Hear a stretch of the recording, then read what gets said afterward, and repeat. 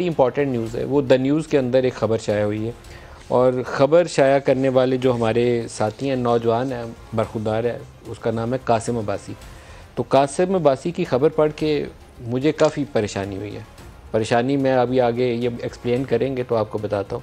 एक मोटी सी टर्म है जिसको हम बड़े आसानी से कह के आगे गुजर जाते हैं प्रोग्रामों में, कॉन्फ्लिक्ट ऑफ इंटरेस्ट। आम तौर पे अगर मैं इस ऑफ़िस को होल्ड कर रहा हूँ यहाँ बैठा हुआ, और यहीं बैठे हुए मैं अपने इस ऑफ़िस की बुनियाद के ऊपर कोई ऐसा करता हूँ जो मुझे ज़ाती फ़ायदा देता है, माली फ़ायदा देता है मुझे, मेरे बच्चों को, मेरे फैमिली को, या मैं कुछ ऐसा काम करता हूँ कि जो टीवी चैनल पे रहते हुए मेरे कारोबार को या किसी और चीज़ को उसमें नफ़ा बख्श उसके लिए साबित होता है, तो ये कॉन्फ्लिक्ट ऑफ इंटरेस्ट है, नहीं होना चाहिए। जो भी जर्नलिस्ट इस काम में आता है वो समझ लें काला काम कर रहा है, काले धंधे में मुलव्वस है, वो साफ़ काम नहीं कर रहा। जर्नलिस्ट का काम यही है कि वो अपने ऑफिस से तनख्वाह ले ट्रांसपेरेंटली, अगर कोई और भी उसका काम है तो दफ्तर में डिक्लेयर हो और सच के साथ सब कुछ आपके सामने रखे। और यही असूल, यही इतलाक